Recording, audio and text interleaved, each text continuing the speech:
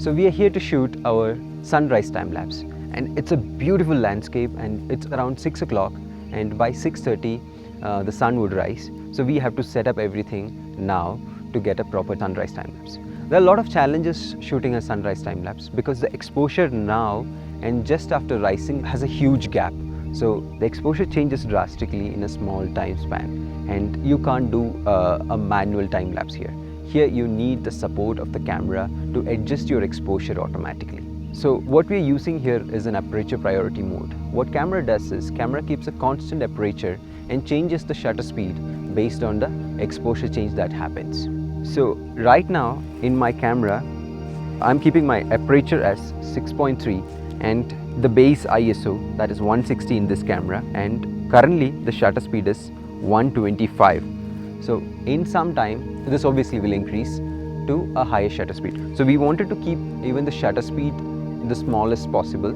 So we would prefer keeping my aperture or f-stop to somewhere around 8 or 10. Then I can limit my shutter going very high. So an ideal motion blur is somewhere around 50 or 60. That mimics a film camera's motion blur. It is best to keep your shutter speed under 1/50th of a second, so that can mimic the motion blur of a film camera. Higher the shutter speed, the choppier the time lapse is. So you would feel all these frames are independent and does not flow smoothly. But many occasions it is very hard to control the shutter speed because of the exposure. The only option is to use an ND filter. ND filters are available from 0.2 to 12 stops. Based on the requirement, you could use an ND filter. For in this scenario, we are not complicating the situation. We are not using an ND filter. We are using the basic camera settings. So when we are shooting in aperture priority, there are good chances that you will have flicker because the shutter changes every now and then to correct the exposure. So there would be variations, sometimes steep variations in exposures in case when sun suddenly rises up. So you could have steep variations in shutter speed.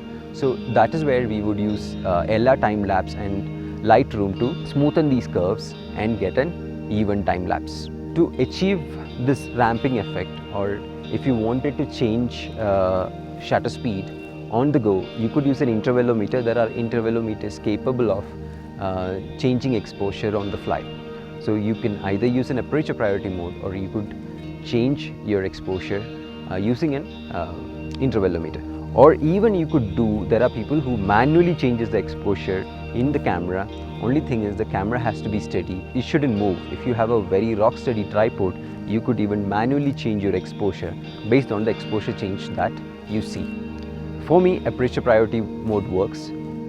Whichever works for you, you could try experiment with different options, and whichever works for you, you could use that. So now the sun is ready to come up. So I'm going to set up my time lapse. Let's see you on the post-production table.